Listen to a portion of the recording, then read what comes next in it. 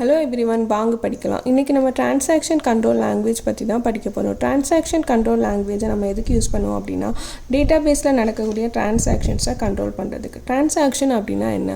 One or more DML commands. ஓகேவா? DML கமெண்ட்ஸில் insert, update, delete இதெல்லாம் இன்க்ளூடடாக இருக்கும்.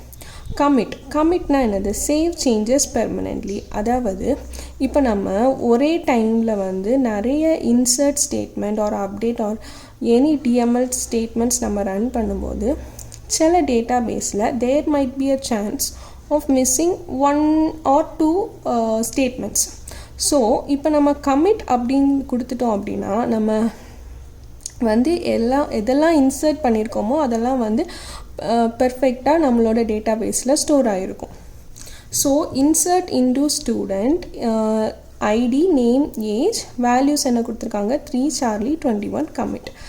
இந்த ஸ்டேட்மெண்ட்டை ரன் பண்ணும்போது ஆல்ரெடி நம்ம இருக்கக்கூடிய டேபிளில் சார்லி அப்படிங்கிற நேம் நம்ம இன்சர்ட் பண்ணுறோம். நேம் சார்லி, ஐடி 3, அப்புறம் ஏஜ் 21.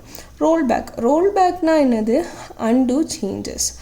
இப்போ பார்க்கலாம். இதில் என்ன பண்ணுறோம்? Update students, set age equal to 23, where name equal to Charlie, அப்புறம் ரோல்பேக். இந்த ஸ்டேட்மெண்ட்டை ரன் பண்ணால் நமக்கு என்ன நடக்கும்? சார்லி அப்படிங்கிற ஸ்டூடெண்ட்டோட ஏஜ் 23 அப்படின்னு அப்டேட் பண்ணுறதுக்கு நம்ம சொல்லியிருக்கோம். அப்படி தானா? அதுக்கு அடுத்தது ரோல்பேக் அப்படின்னு கொடுத்துருக்கோம். ரோல்பேக் என்ன பண்ணோம் அப்படின்னா, நம்ம இங்கே கொடுத்துருக்க இந்த ஸ்டேட்மெண்ட்டை அன்டூ பண்ணிடும். அதாவது இப்போ சார்லியோட ஏஜ் 21 தான் டேட்டா பேஸில் இருக்குமே தவிர 23 அப்படின்னு மாறாது. ஏன்னா நம்ம ரோல்பேக் கொடுத்துட்டோம். ரோல்பேக்னால் நம்ம இப்போ அதுக்கு முன்னாடி நம்ம என்னெல்லாம் ஸ்டேட்மெண்ட்ஸ் கொடுத்துருக்கோமோ அதெல்லாம் அன்டூ பண்ணிடும். அதுக்கு தான் நம்ம ரோல்பேக் யூஸ் பண்ணுவோம். ஓகேவா? ஸோ இப்போ நம்ம சார்லியோட ஏஜ் 21 அப்படின்னு தான் நம்மளோட டேட்டா பேஸில் இருக்கும். அடுத்தது என்னது? சேவ் பாயிண்ட் எதுக்கு யூஸ் பண்ணுவோம் அப்படின்னா, பார்ஷியல் ரோல்பேக். ஸோ இதில் பாருங்கள், இதில் நம்ம இன்னொரு ஸ்டூடெண்ட் டேவிட் அப்படிங்கிற ஒரு ஸ்டூடெண்ட்டோட டீட்டெயில்ஸை ஆட் பண்ணுறோம். அப்புறம் சேவ் பாயிண்ட் கொடுக்குறோம். அந்த சேவ் பாயிண்டோட நேம் SP1. அதுக்கு அடுத்தது இன்னொரு ஸ்டேட்மெண்ட்டும் நம்ம இன்சர்ட் பண்ணுறோம், பாப் அப்படிங்கிற ஸ்டூடெண்டோட டீட்டெயில்ஸ். ஆனால் அதுக்கு கீழே என்ன கொடுத்துருக்கோம்? Role back to SP1. So இதை நீங்கள் ரன் பண்ணும்போது என்ன ஆகும் அப்படின்னா, ஃபஸ்ட்டு இது ஃபஸ்ட்டு என்ன ஆகும்? ஸ்டூடெண்ட் டேவிடோட டீட்டெயில்ஸ் இதில் இன்சர்ட் ஆகும்.